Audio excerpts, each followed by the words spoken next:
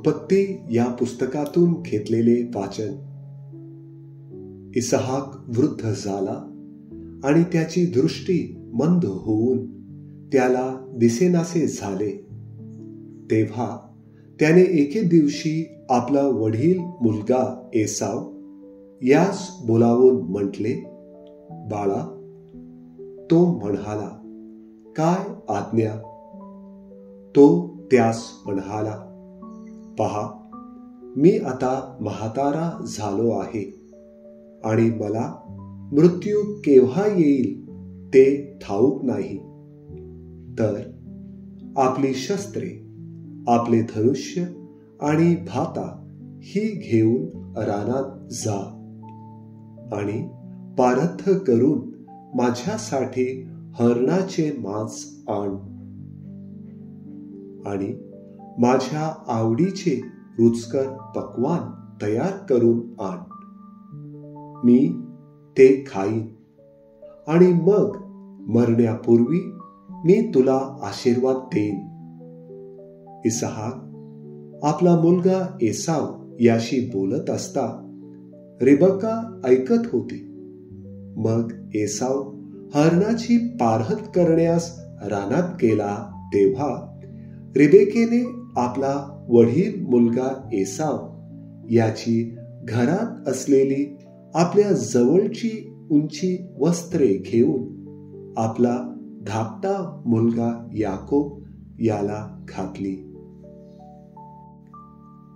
तिने त्याच्या हातांस आणि मानेच्या गुळगुळीत भागांस करडांची कातडी लपेटली आणि आपण तयार केलेले रुचकर पक्वान आणि भाकर ही आपला मुलगा याकोब याच्या हाती दिली. तो आपल्या बापाकडे जाऊन म्हणाला, बाबा. तेव्हा तो म्हणाला, काय आहे? माझ्या बाळा, तू कोण? तेव्हा याकोब आपल्या बापास म्हणाला, मी एसाव, आपला वडील मुलगा आहे. आपल्या सांगण्याप्रमाणे मी केले आहे. तर उठून बसा आणि हरणाचे मांस आणले आहे, एवढे खा आणि आपण मला आशीर्वाद द्यावा. परंतु इसहाक आपल्या मुलास म्हणाला, माझ्या बाळा, तुला ते इतक्या लवकर कसे मिळाले? तो म्हणाला, आपला देव परमेश्वर ह्याने मला ते लवकर मिळू दिले. मग इसहाक याकोबास म्हणाला, माझ्या बाळा, जरा जवळ ये. तू माझा मुलगा एसावच आहेस की काय हे मला चाचपून पाहू दे. तेव्हा याकोब आपला बाप इसहाक याच्या जवळ गेला. तो त्यास चाचपून म्हणाला, वाणी तर याकोबाची, पण हात एसावचे आहेत. त्याचे हात त्याचा भाऊ एसाव याच्या हातांसारखे केसाळ होते म्हणून त्याने त्याला ओळखले नाही आणि त्याला आशीर्वाद दिला. तो त्यास म्हणाला, तू माझा मुलगा एसावच आहेस काय? तो म्हणाला, होय, मीच तो. तो म्हणाला, ते माझ्याकडे आण. मग माझ्या मुलाने म्हणजे तू आणलेले हरणाचे मांस खाऊन मी तुला आशीर्वाद देईन. तेव्हा याकोबाने ते त्याच्याकडे आणले आणि त्याने ते खाल्ले. मग त्याने त्यास द्राक्षरस आणून दिला. तो प्याला. मग त्याचा बाप इसहाक त्यास म्हणाला, माझ्या मुला, जरा जवळ येऊन माझे चुंबन घे. त्याने जवळ जाऊन त्याचे चुंबन घेतले. तेव्हा त्याने त्याच्या वस्त्रांचा वास घेऊन आशीर्वाद दिला. तो असा, पहा, परमेश्वराने आशीर्वाद दिलेल्या शेताप्रमाणे माझ्या मुलाचा सुगंध येत आहे.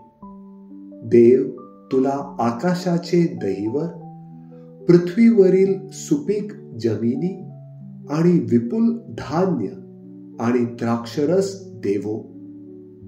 लोक तुझी सेवा करोत, वंश तुला नमोत. तू आपल्या भाऊबंधांचा स्वामी हो, तुझे सहोदर तुला नमोत.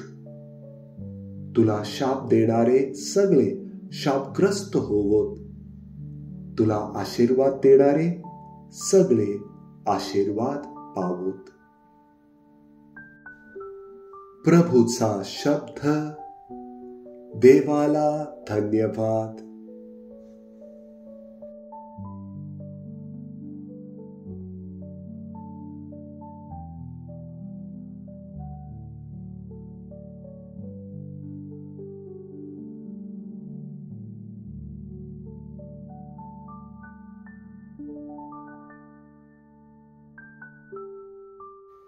मथई लिखित पवित्र शुभ वर्तमानातून घेतलेले वाचन.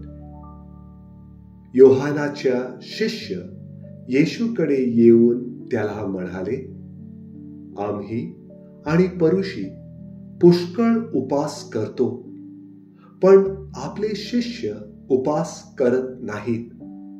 ह्याचे कारण काय?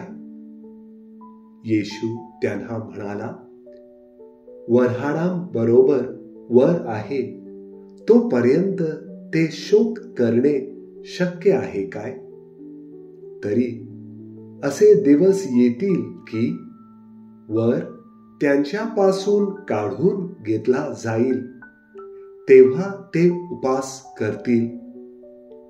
कोणी कोऱ्या कापडाचे ठिगळ जुन्या वस्त्राला लावत नाहीत, कारण धड करण्याकरिता लावलेले ठिगळ त्या वस्त्राला फाडते आणि छिद्र मोठे होते. तसेच कोणी नवा द्राक्षरस जुन्या बुधल्यात घालत नाहीत. घातला तर बुधले फुटून द्राक्षरस सांडतो आणि बुधले बिघडतात. तर नवा द्राक्षरस नव्या बुधल्यात घालतात, म्हणजे दोन्ही नीट राहतात. प्रभूचे शुभ वर्तमान. हे प्रभू येशू ख्रिस्ता, तुझी स्तुती असो.